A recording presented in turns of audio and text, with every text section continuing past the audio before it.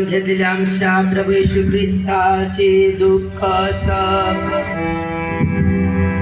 येशू आपल्या शिष्यांसह इंद्रधनुष्याच्या पलीकडे गेला. तेथे बाग होती.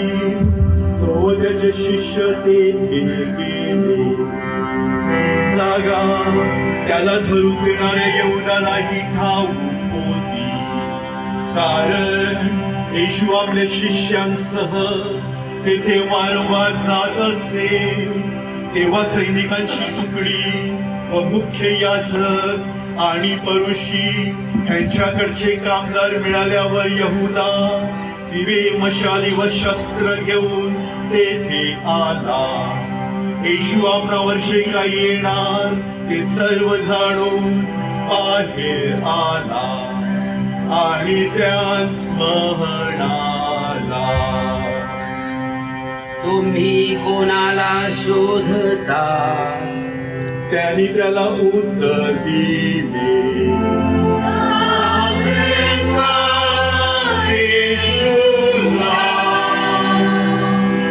येशू त्यांना म्हणाला, मीच तो आहे.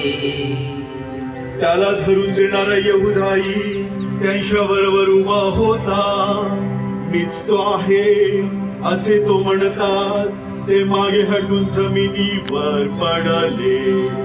तेव्हा त्याने त्यास पुन्हा विचारले, कोणाला शोधता? ते म्हणाले,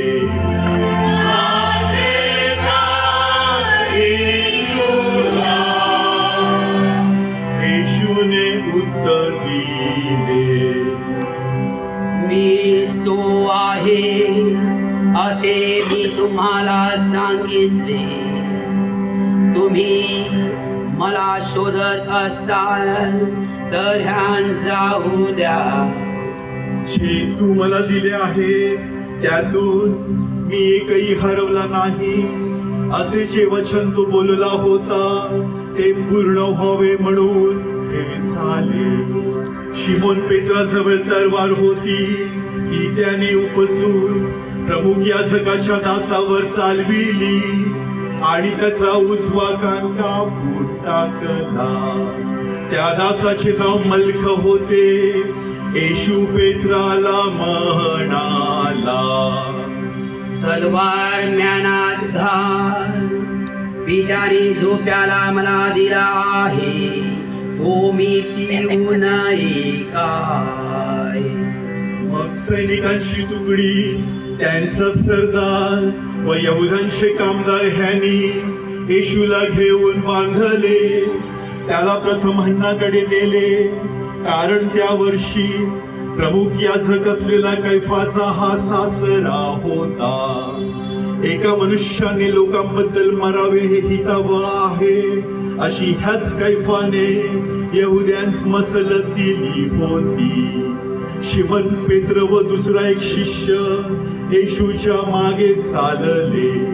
तो शिष्य प्रमुख याजकाच्या ओळखीचा होता आणि तो येशू बरोबर प्रमुख याजकाच्या वाड्यात गेला.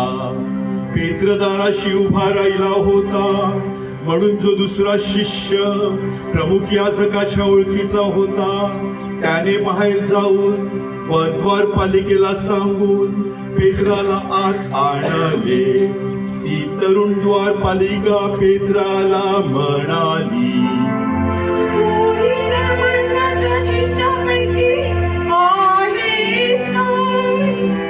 त्याने म्हटले, मीही नाही. थंडी असल्यामुळे दास व कामदार हे कोळशांचा विस्तव पेटवून शेकत उभे राहिले होते आणि त्यांच्या बरोबर पेत्रही शेकत उभा राहिला होता. तेव्हा प्रमुख याजकाने येशूला त्याच्या शिष्याविषयी व त्याच्या शिकवणीविषयी विचारले. येशूने त्याला उत्तर दिले, मी जगासमोर उघडपणे बोललो आहे. सभास्थानात व मंदिरात सर्व यहुदी जमतात तेथे मी नेहमी शिक्षण दिले. गुप्तपणे काही बोललो नाही. मला का विचारता?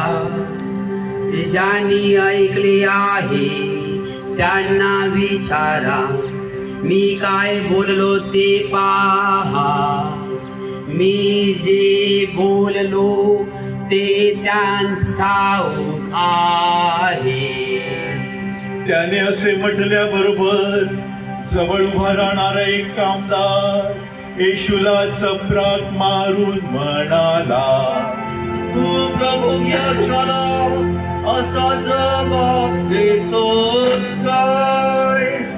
येशूने त्याला उत्तर दिले, मी वाईट रीतीने बोललो असलो तर कसे वाईट बोललो ते सिद्ध कर.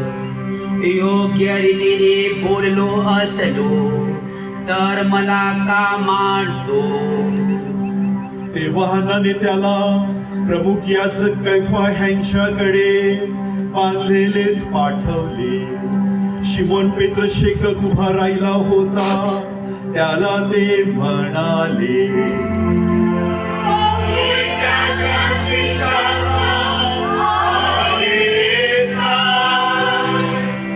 तो नाकारून बोलला, मी नाही.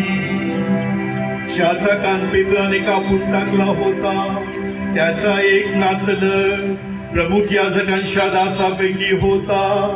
तो त्याला म्हणाला, मी तुला त्याच्या बरोबर बागेत नाही का पाहिले? पेत्राने पुन्हा नाकारले आणि लागला कोंबडा आरवला. नंतर त्याने येशूला कैफाकडून सरकार वाड्यात नेले. तेव्हा सकाळ होती. आपणास विटाळ होऊ नये व लंडनाचे भोजन करता यावे म्हणून ते स्वतः सरकार वाड्यात गेले नाही. ह्यास्तव पिलात त्यांच्याकडे बाहेर येऊन म्हणाला, तुम्ही या माणसावर का आरोप ठेवता? त्यांनी त्याला उत्तर दिले,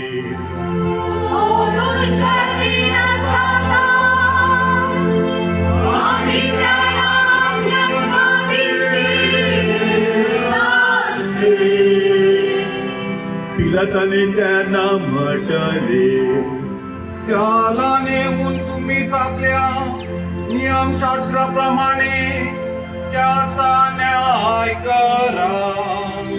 यहुदी त्याला म्हणाले, आम्हाला कोणाचा जीव घेण्याचा अधिकार आपण कोणत्या मरणाने मरणार हे सुचवताना येशूने जे वचन सांगितले होते ते पूर्ण व्हावे म्हणून असे झाले.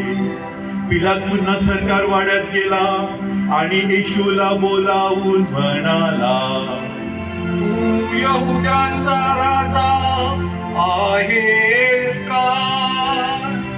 येशूने उत्तर दिले, आपण स्वतःहून हे म्हणता की दुसऱ्यांनी आपणास माझ्या विषयी सांगितले? पिलाताने उत्तर दिले, मी यहुदी आहे काय? तुझ्याच लोकांनी व मुख्य याजकांनी तुला माझ्या स्वाधीन केले. तू काय केले? येशूने उत्तर दिले, माझे राज्य या जगाचे नाही. माझे राज्य या जगाचे असते तर मी यहुद्यांच्या स्वाधीन केला जाऊ नये म्हणून माझ्या सेवकांनी लढाई केली असती. परंतु माझे राज्य येथले नाही. पिलात त्याला म्हणाला, तर तू राजा आहेस काय? येशूने उत्तर दिले, मी राजा आहे असे आपण म्हणता. मी ह्यासाठी जन्मलो आहे व ह्यासाठी जगात आलो आहे की मी सत्याविषयी साक्ष द्यावी. जो कोणी सत्याचा आहे तो माझी वाणी ऐकतो. पिलात त्याला म्हणाला, सत्य काय आहे? असे बोलून तो पुन्हा यहुद्यांकडे बाहेर जाऊन त्यांना म्हणाला, ह्याच्या ठाई मला काही अपराध दिसत नाही, पण ओलांडण सणात तुमच्यासाठी एका माणसाला सोडावे अशी तुमची रीत आहे, म्हणून मी तुमच्यासाठी यहुद्यांच्या राजाला सोडावे अशी तुमची इच्छा आहे काय? ते पुन्हा ओरडून म्हणाले, त्याला सोडू नका. त्याला सोडू नका. बारब्बासला सोडा. बराब्बा हा एक लुटारू होता. नंतर पिलाताने येशूला नेऊन फटके मारवले. शिपायाने काट्यांचा मुकुट गुंफून त्याच्या डोक्यात घातला व त्याला जांभळे वस्त्र पांघरवले आणि ते त्याच्याकडे येऊन म्हणाले, यहुद्यांच्या राजा, तुझा जय जयकार असो. मग त्यांनी त्याला चपराक मारल्या. पिलाताने पुन्हा बाहेर जाऊन त्यांना म्हटले, आहा, त्याच्या ठाई मला काही अपराध दिसत नाही, हे तुम्हाला कळावे म्हणून मी त्याला तुमच्याकडे बाहेर आणतो. ह्यानंतर येशू काट्यांचा मुकुट व जांभळे वस्त्र घातलेला असा बाहेर आला आणि पिलात त्यांना म्हणाला, आहा, हा मनुष्य. मुख्य याजक व त्यांचे कामदार त्याला पाहून ओरडून म्हणाले, त्याला क्रूसावर मारा. त्याला क्रूसावर मारा. क्रूसावर मारा. पिलात त्यांना म्हणाला, तुम्ही त्याला नेऊन क्रूसावर खिळा, कारण मला त्याच्या ठाई अपराध दिसत नाही. यहुदींनी त्याला उत्तर दिले, आमचे नियम शास्त्र आहे आणि त्या शास्त्राप्रमाणे हा केला पाहिजे, कारण याने स्वतःला देवाचा पुत्र केले. ह्यास्तव पिलात हे बोलणे ऐकून अधिकच भ्याला आणि तो पुन्हा सरकार वाड्यात जाऊन येशूला म्हणाला, तू कोठला आहेस?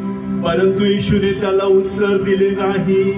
ह्यास्तव पिलाताने त्याला म्हटले, माझ्या बरोबर तू बोलत नाहीस काय? तुला सोडण्याचा अधिकार मला आहे व तुला वधस्तंभी खेळण्याचा अधिकार मला आहे, हे तुला ठाऊक नाही काय? येशूने उत्तर दिले, आपणाला वरून अधिकार देण्यात आला नसता तर माझ्यावर तो मुळीच चालला नसता. ह्यास्तव ज्याने मला आपल्या स्वाधीन केले त्याचे पाप अधिक आहे. ह्यावरून पिलात त्याला सोडवण्याची खटपट करीतच राहिला.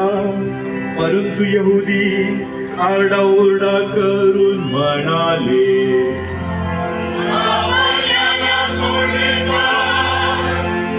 आपण कैसराचे मित्र नाही, जो कोणी स्वतःला नवरा करतो, तो कैसराला विरोध करतो. हे शब्द ऐकून पिलाताने येशूला बाहेर आणले आणि तो फरसबंद नावाच्या जागी न्यायासनावर बसला. इब्री भाषेत या जागेला गपाथा म्हणतात. तेव्हा वलंडणाच्या तयारीचा दिवस असून सुमारे 6 तास होता. तेव्हा त्याने यहुद्यास म्हटले, पहा तुमचा राजा. ते ओरडले, त्याची आज्ञा, त्याची आज्ञा, त्याला क्रूसावर मारा. पिलात त्यांना म्हणाला, मी तुमच्या राजाला वधस्तंभी किळावे काय? ते म्हणाले,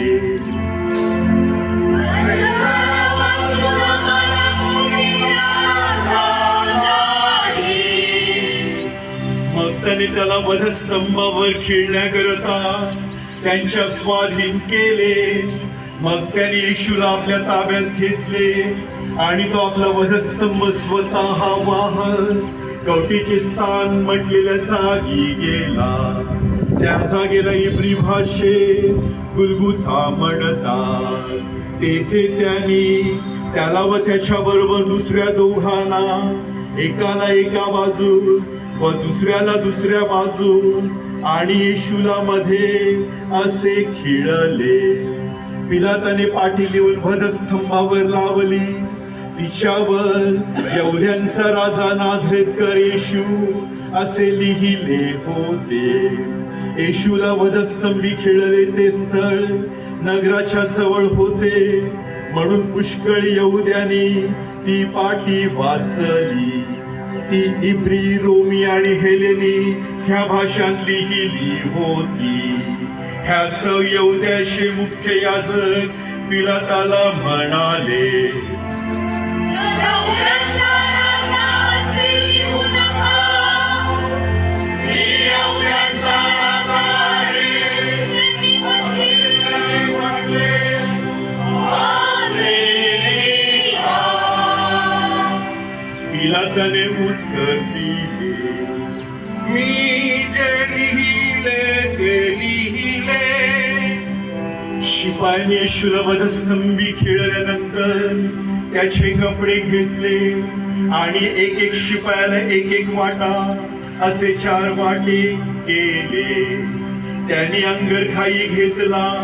त्या अंगरख्याला शिवण नसून तो वरपासून खालपर्यंत सबंध विणलेला होता. ह्यास्तव ते एकमेकांस म्हणाले, आपण काढू नये, तर कोणाला मिळेल, हे चिठ्ठ्या टाकून पाहूया. हे ह्यासाठी झाले की त्याने माझे कपडे आपसात वाटून घेतले आणि माझ्या वस्त्रांवर चिट्या टाकल्या. असा तो शास्त्रलेख आहे, तो पूर्ण व्हावा.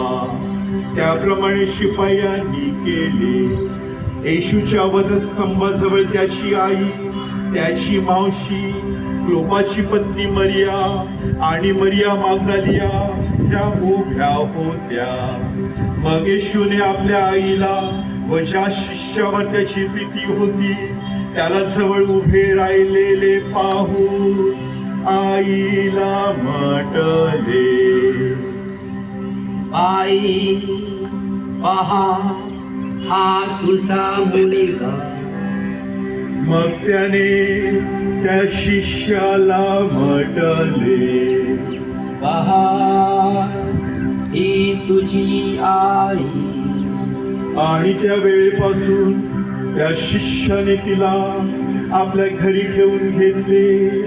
त्यानंतर आता सर्व पूर्ण झाले आहे हे जाणून येशूने म्हटले, मला मला तहान लागली आहे. तेथे आंब भरून ठेवलेले एक भांडे होते, म्हणून त्यांनी आंब भरलेला एक स्पंज इसोप झाडाच्या काठीवर बसून त्याच्या तोंडाला लावला. येशूने आंब घेतल्यानंतर पूर्ण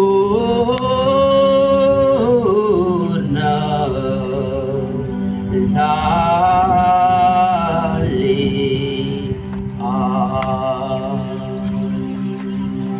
असे म्हटले आणि मस्तक लवून आपला आत्मा समर्पण केला.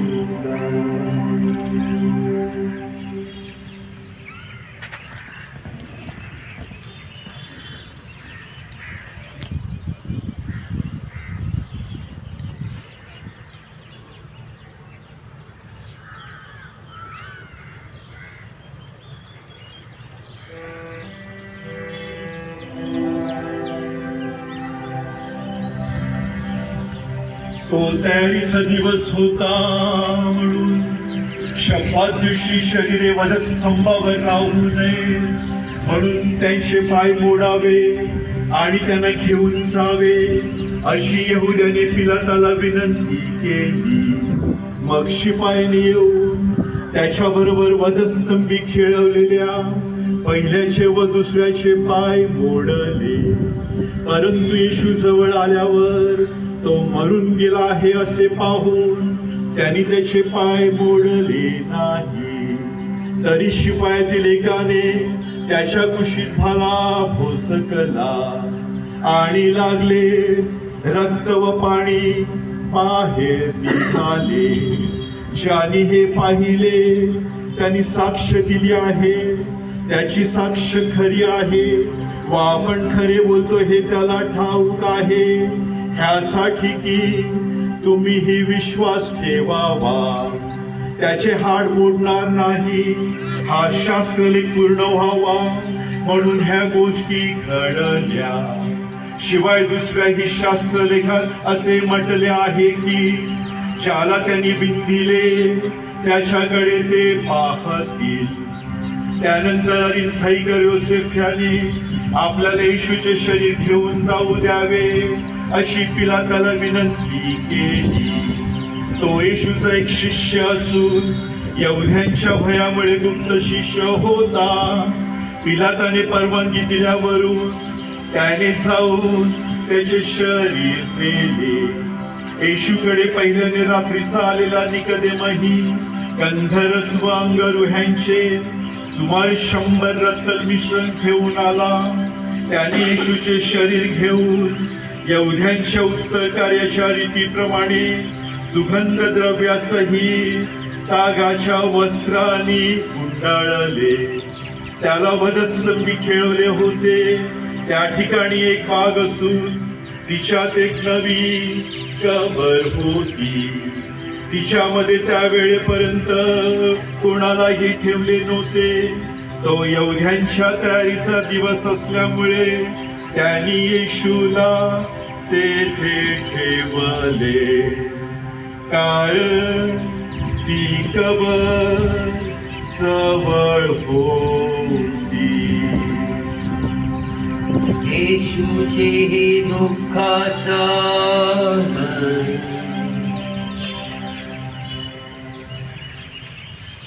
वाचवता आम्हाला वाचवले.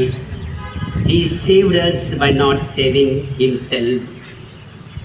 अल्फ्रेड अमेरिकेत एका हॉस्पिटलमध्ये काम करत होता.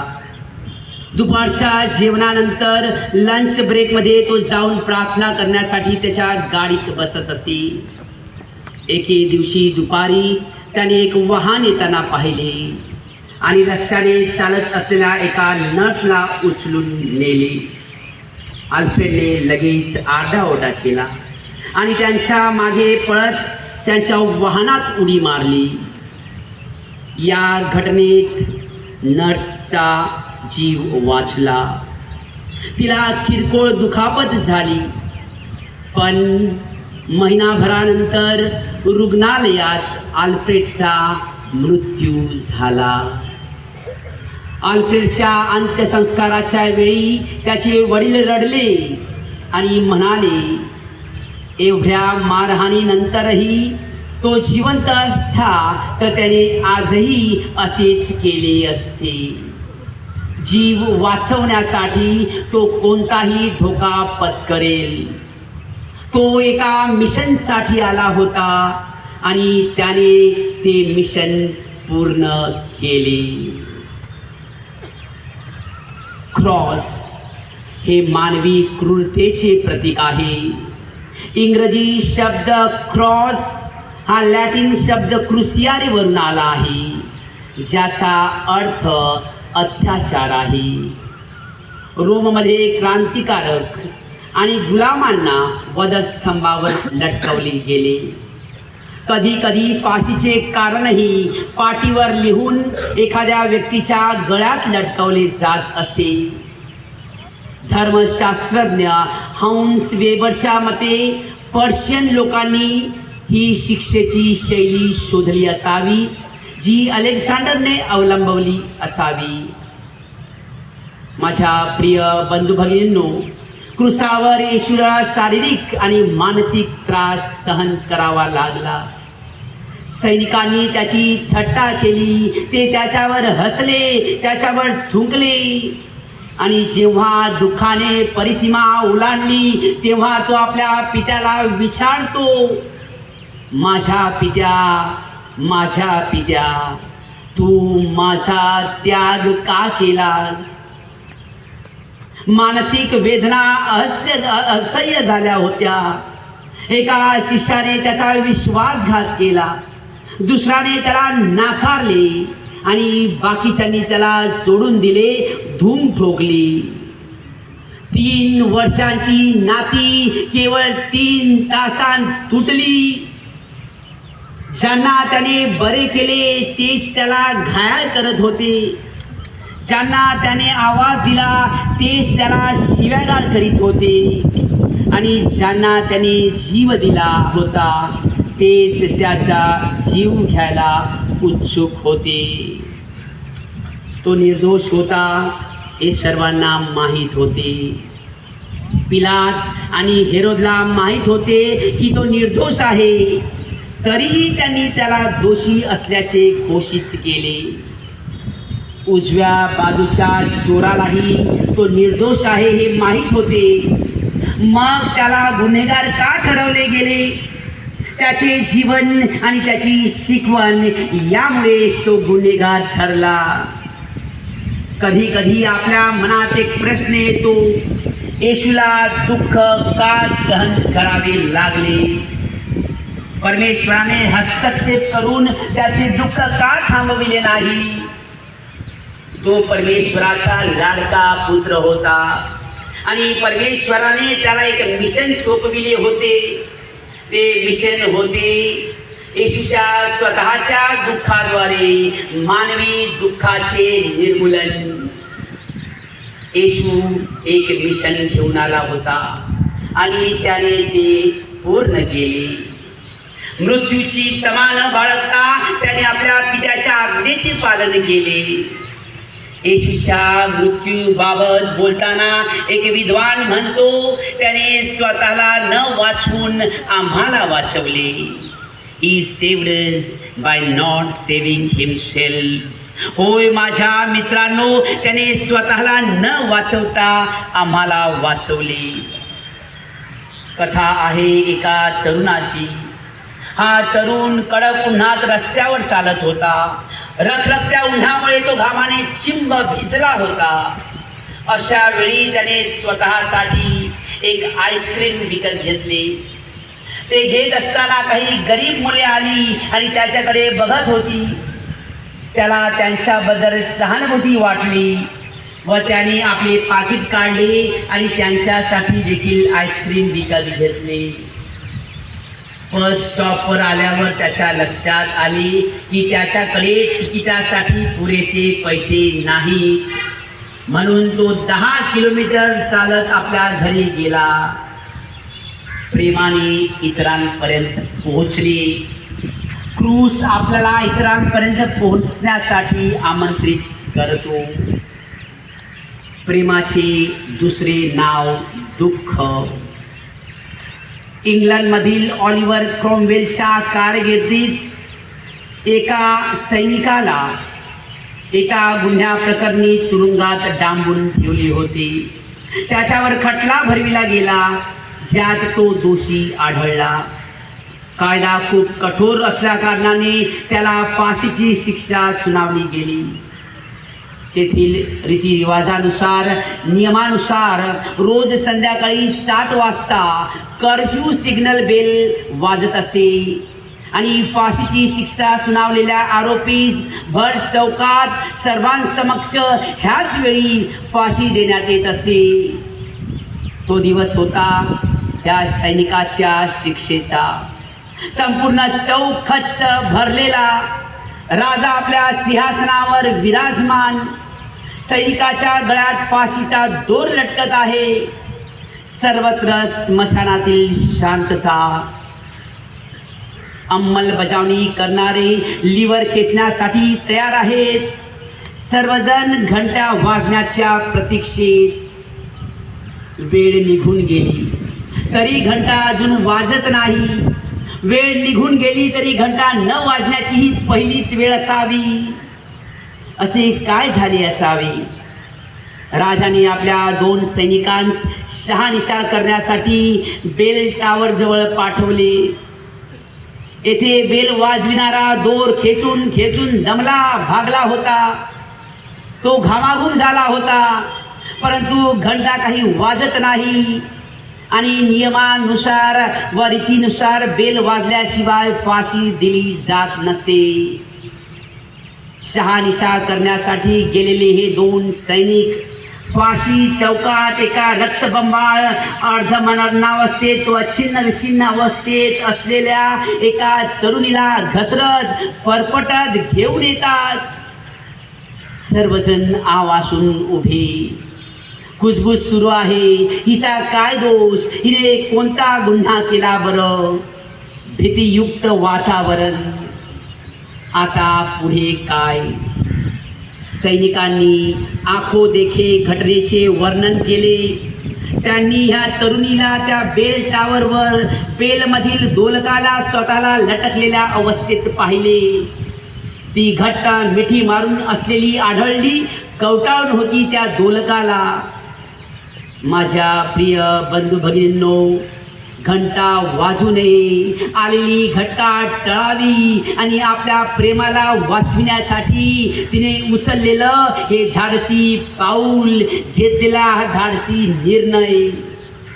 कारण मी अगोदर सांगितल्याप्रमाणे नियमानुसार रीतीनुसार बेल वाजल्याशिवाय फाशी दिली जात नसे. कदाचित ती होती तिच्या प्रेमाची परीक्षा. हे होते तिचे त्यागमय प्रेम. त्यागमय प्रेमाचा आदर्श ती आपल्या समोर ठेवत आहे. त्या संध्याकाळी बेल काही वाजली नाही, परंतु ती मात्र रक्तबंबाळ झाली. मरणावस्थेची तिची ही अवस्था. ही तरुण मुलगी कोण होती? ती होती त्या सैनिकाची होणारी पत्नी. त्यांचं लग्न ठरलं होतं. राजा क्रॉमवेल तिच्या प्रेमामुळे प्रभावित झाला आणि म्हणाला, आज बेल वाजणार नाही. Today bell shall not ring. एका त्यागमय प्रेमापुढे राजा सुद्धा नतमस्तक होतो व त्या सैनिकाला समाधान देतो. आज शुभ शुक्रवार. आजही घंटा वाजत नाही. आजही बेल वाजत नाही. Today the bell shall not ring. कारण आजच्या दिवशी येशू क्रूसावर आपल्या प्रेमापोटी विवळत आहे, रक्तबंबाळ आहे, वेदना सहन करीत आहे. पण हाच तो क्षण आहे ज्या क्षणी आपल्या दारणाची दारे उघडली जातात. येशूच्या क्रूसावरील त्यागमय मरणामुळे आपल्याला क्षमेचे अमूल्य दान प्राप्त झाले. त्याच्या पवित्र रक्ताद्वारे आपल्या जीवनाला नवा अर्थ प्राप्त झाला. क्रुसावर छिन्न विछिन्न अवस्थेत लटकलेला येशू, तरीही तो त्या क्रुसाला घट्ट मिठी मारून त्याला कवटाळून आहे. कारण तो क्रूस म्हणजे आपले पाप, आपले दुःख, आपले जीवन. आणि म्हणूनच त्याच्या अपरंपार प्रेमाखातर त्याने स्वतःला पूर्णपणे अर्पण केले. चला ऐकूया त्या क्रुसावरून उमटणारा एकच संदेश: प्रेम करा, क्षमा करा. प्रेम करा, क्षमा करा.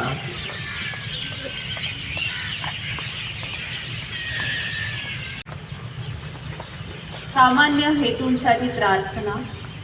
आता विविध हेतूंसाठी प्रार्थना केली जाईल. त्यानंतर मूक प्रार्थना करावी. धर्मगुरू प्रार्थना म्हणतील, त्यानंतर आपण आमेन बोलून संमती दर्शवूया.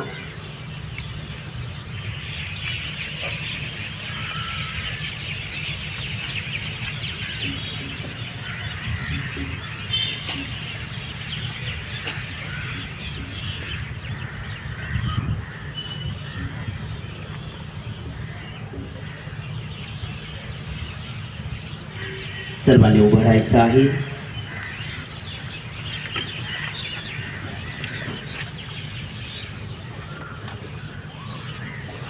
आपण प्रार्थना करूया. प्रिय ख्रिस्ती मित्रांनो, सर्व समर्थ परमेश्वराची आराधना आम्हाला शांत चित्ताने व एकाग्र मनाने करता यावी म्हणून त्याने ख्रिस्त सेवेला मार्गदर्शन करावे व तिचे ऐक्य राखावे. या हेतूसाठी आपण प्रार्थना करूया. मुख प्रार्थना.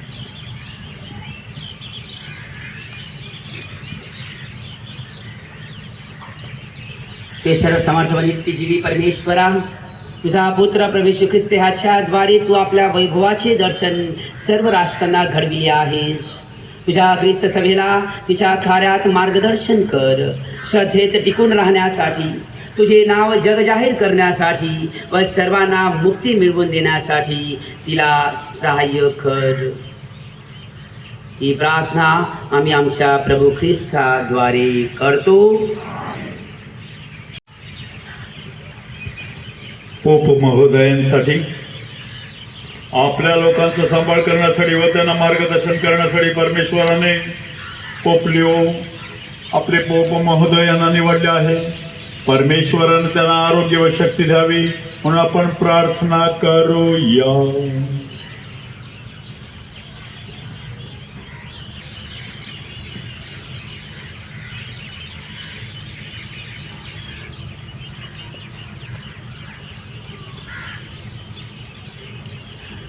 हे सर्व समर्थ व नित्यजीवी परमेश्वरा, तुझ्या दिव्य शब्दाने तू सर्व वस्तुमात्रांना मार्गदर्शन करतोस व ख्रिस्ती लोकांचा सांभाळ करतोस.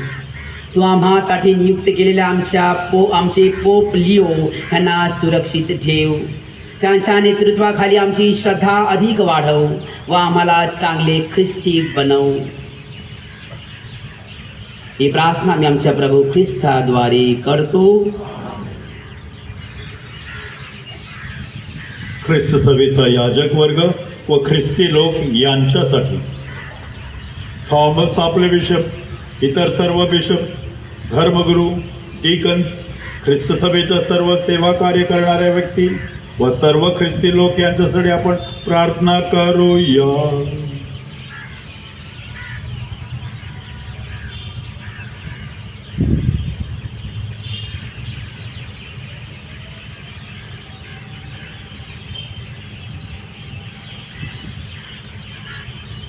हे सर्व समर्थ व नित्यजीवी परमेश्वरा, तुझा पवित्र आत्मा ख्रिस्त सभेला मार्गदर्शन करतो व तिला पवित्र करतो.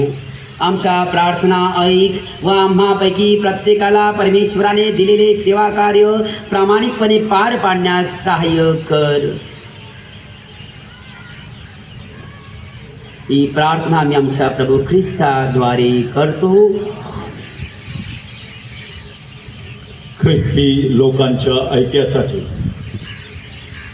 येशू ख्रिस्तावर श्रद्धा ठेवणाऱ्या व प्रामाणिकपणे सत्याचा शोध घेणाऱ्या आपल्या सर्व बंधू भगिनींना परमेश्वराने एका ख्रिस्त सभेखाली एकत्र आणावे म्हणून आपण प्रार्थना करूया.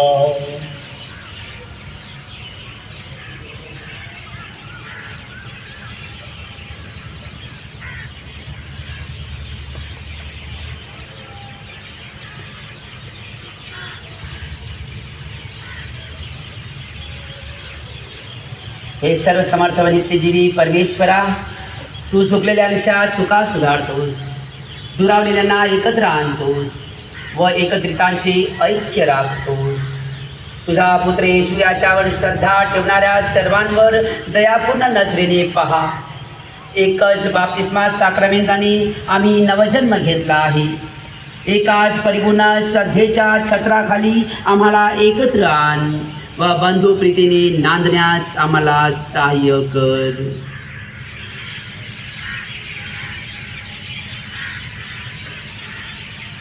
ही प्रार्थना मी आमच्या प्रभू ख्रिस्ताद्वारे करतो. यहुदी बांधवांसाठी परमेश्वराचा शब्द सर्वप्रथम ऐकणाऱ्या यहुदी लोकांनी नेहमी त्याच्या प्रीतीत राहावे व त्याच्या कराराशी एकनिष्ठ असावे म्हणून आपण प्रार्थना करूया.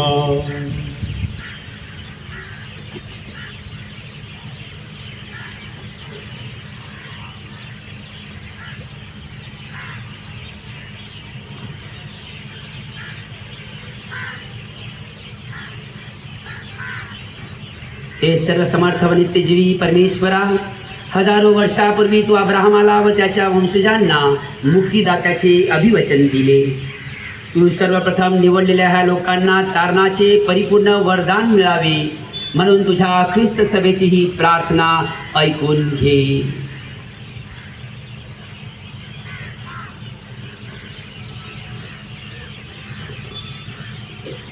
ही प्रार्थना आम्ही आमच्या प्रभू ख्रिस्ताद्वारे करतो.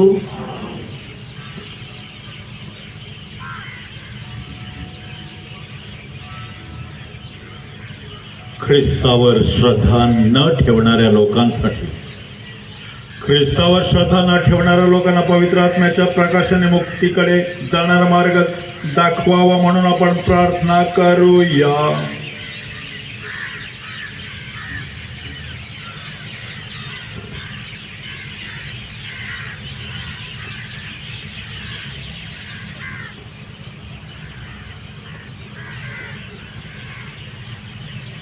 हे सर्व समर्थ व नित्यजीवी परमेश्वरा, ख्रिस्तावर श्रद्धा न ठेवणाऱ्या पण सदाचाराने चालणाऱ्या लोकांना सत्याचा मार्ग सापडावा म्हणून सहाय्य कर. आमचे एकमेकांवरील बंधुप्रेम वाढव. तुझ्या त्रैक्याचे रहस्य अधिक स्पष्टपणे समजावे म्हणून आम्हाला सुबुद्धी दे.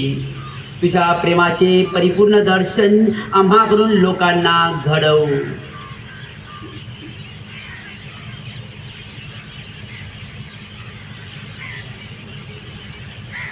ही प्रार्थना मी आमच्या प्रभू ख्रिस्ताद्वारे करतो. परमेश्वरावर श्रद्धा न ठेवणाऱ्या लोकांसाठी परमेश्वरावर श्रद्धा न ठेवणाऱ्या लोकांना प्रामाणिकपणे सदाचरणाच्या मार्गाने चालल्यामुळे परमेश्वराचे दर्शन घडावे म्हणून आपण प्रार्थना करूया.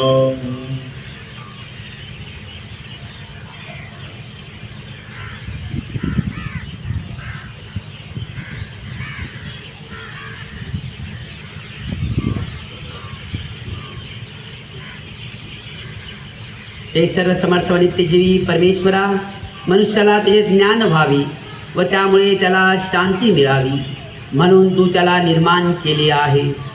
ज्यांना अजून तुझे ज्ञान झाले नाही त्यांना ख्रिस्ती लोकांच्या जीवनातून तुझ्या दयेचे व प्रेमाचे दर्शन घडो व तू एकच खरा परमेश्वर व सर्वांचा पिता आहेस हे त्यांना कळून येवो.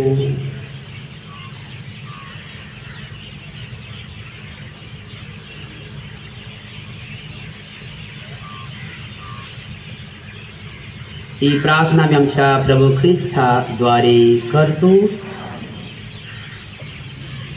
सार्वजनिक सेवा पदावर असलेल्या व्यक्तींसाठी परमेश्वराने सार्वजनिक सेवा पदावर असलेल्या लोकांना त्यांच्या सेवा कार्यात मार्गदर्शन करावे व त्यामुळे सर्व लोकांना शांततेत व स्वतंत्रतेत सुखी जीवन जगता यावे म्हणून आपण प्रार्थना करूया.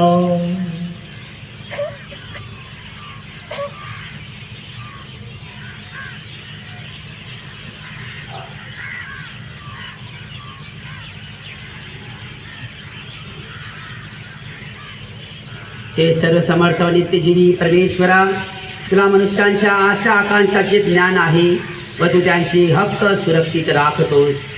तुझ्या चांगुलपणामुळे अधिकार पदावर असलेल्या व्यक्तींना सद्बुद्धी दे व त्यामुळे सर्व लोकांना धार्मिक स्वातंत्र्य, सुरक्षितता व शांती यांचा लाभ होवो.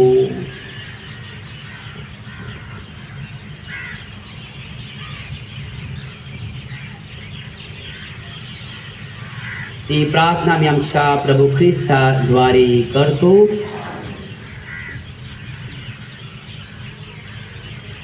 विशेष गरजवंतांसाठी.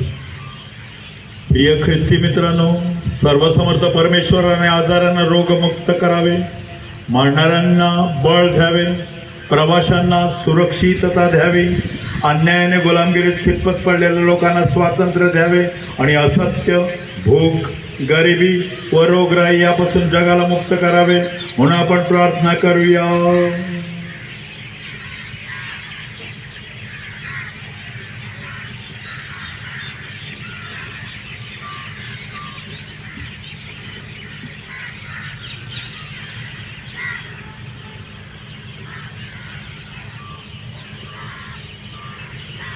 हे सर्व समर्थ व नित्यजीवी परमेश्वरा, तू थकलेल्यांना बळ व निराश झालेल्यांना धीर देतोस. आपल्या अडचणीत तुझा धावा करणाऱ्या लोकांच्या मदतीला धावून ये. ही प्रार्थना मी आमच्या प्रभू ख्रिस्ताद्वारे करतो.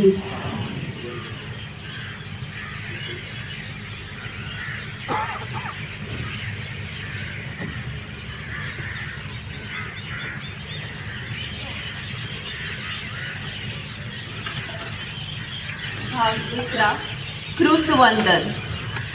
क्रूस हे ख्रिस्ती माणसाच्या श्रद्धा, दुःख, बलिदान, आशा व विजयाचे प्रतीक आहे. आजच्या पवित्र विधीच्या दुसऱ्या भागात धर्मगुरू क्रूसावर खिळलेली प्रभू येशूची इमाज भाविकांसमोर 3 वेळा टप्प्याटप्प्याने उघडी करतात.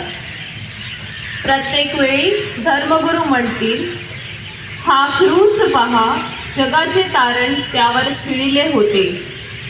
यावेळी आपला प्रतिसाद असेल, चला आपण त्याला वंदन करूया.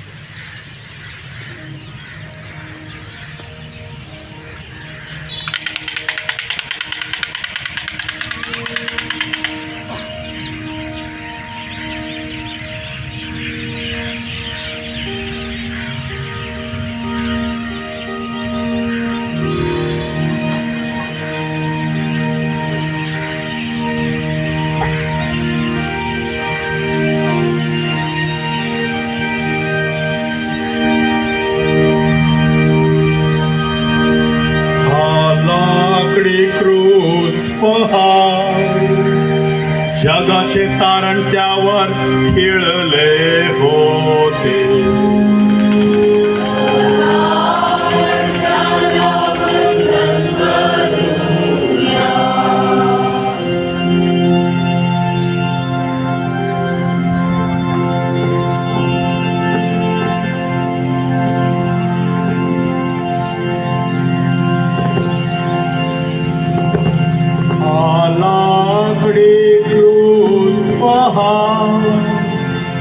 जगाचे तारण त्यावर खेळले होते.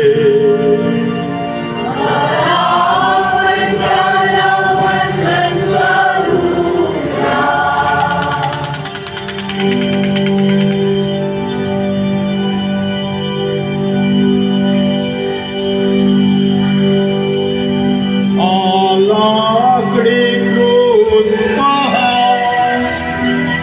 जगाचे तारण त्यावर खेळले होते.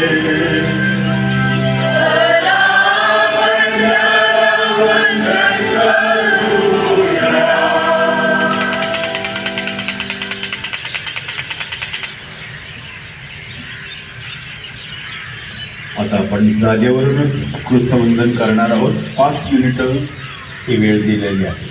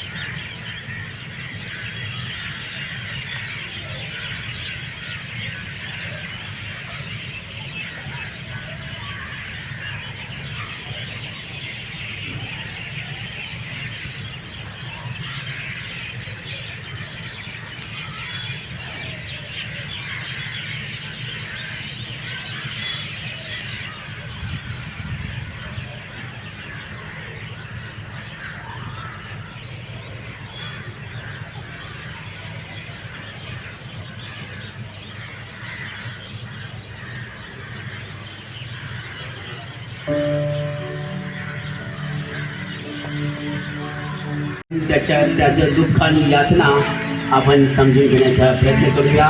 क्रुसावरील येशूकडे पाहूया. गायन मंडळ गाणी गातील आणि आपण क्रुसावरील येशूवर पाहून मनन चिंतन करणार आहोत.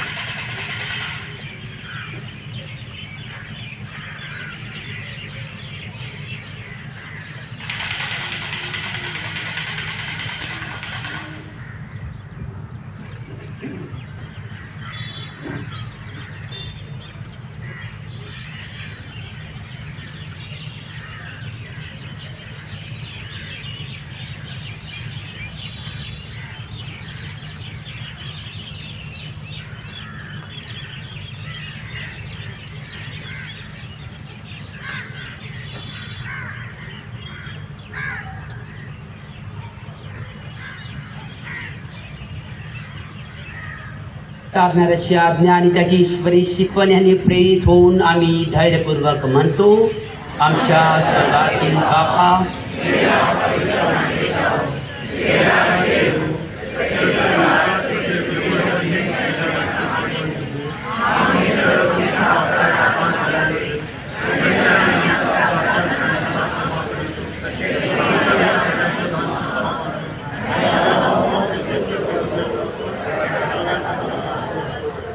हे प्रभू, सर्व प्रकारच्या वाईटांपासून आम्हाला सोडव असे आम्ही विनवितो.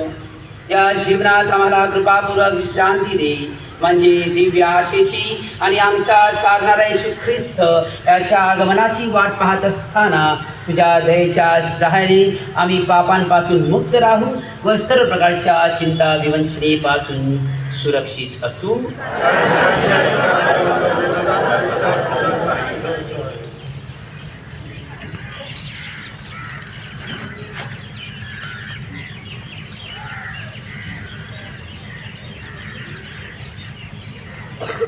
हे पहा, परमेश्वराचे कोकरू, जगाची पापे दूर करणारे हे परमेश्वराचे कोकरू पहा.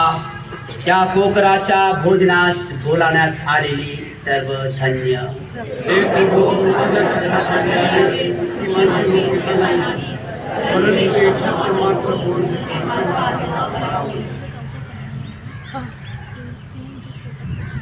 आज मिस्सा साजरी केली जात नाही, म्हणूनच आदल्या दिवशी आशीर्वादित केलेली भाकरी भाविकांना ख्रिस्त शरीर म्हणून दिल्या जातात. बाप्तिस्मा साक्रामेंट व प्रथम ख्रिस्त शरीर स्वीकारलेल्या ख्रिस्ती श्रद्धावंतांनीच ख्रिस्त शरीर सेवन करावयाचं आहे.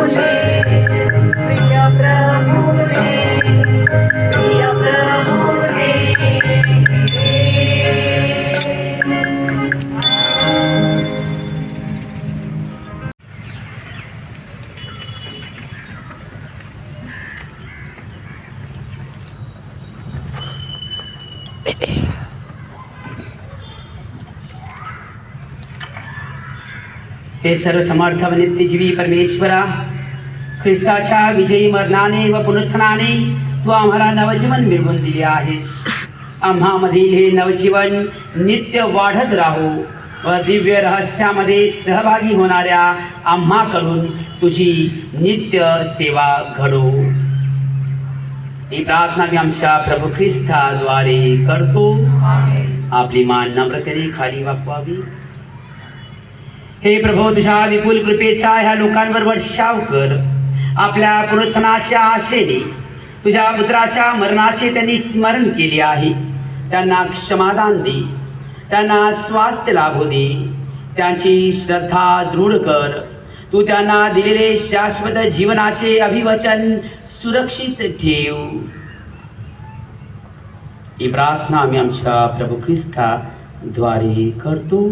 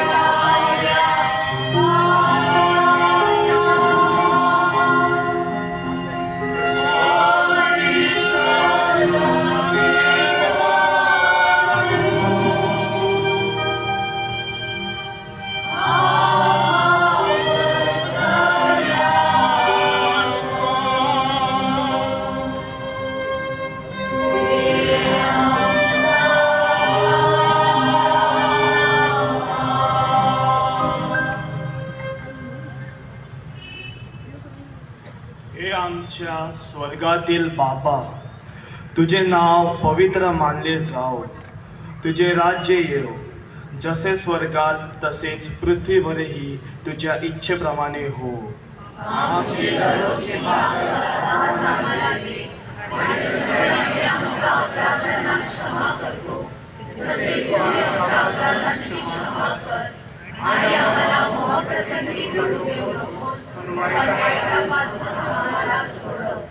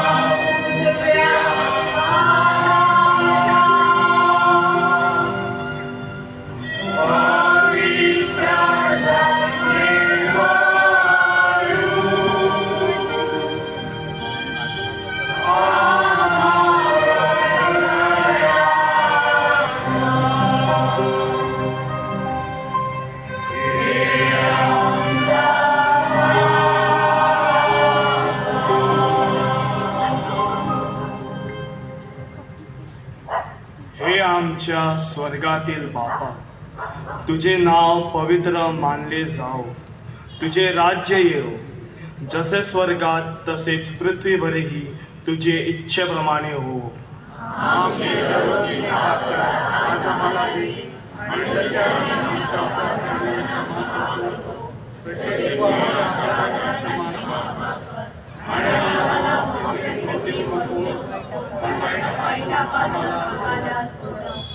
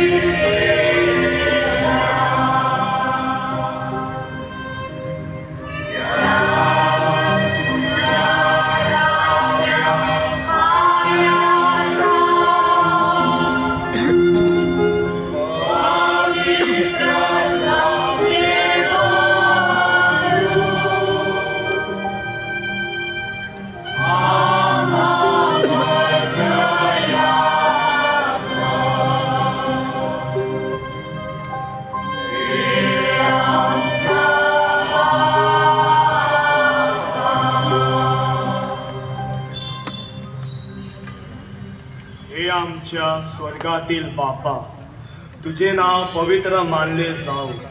तुझे राज्य येवो. जसे स्वर्गात तसेच पृथ्वीवरही तुझ्या इच्छेप्रमाणे हो.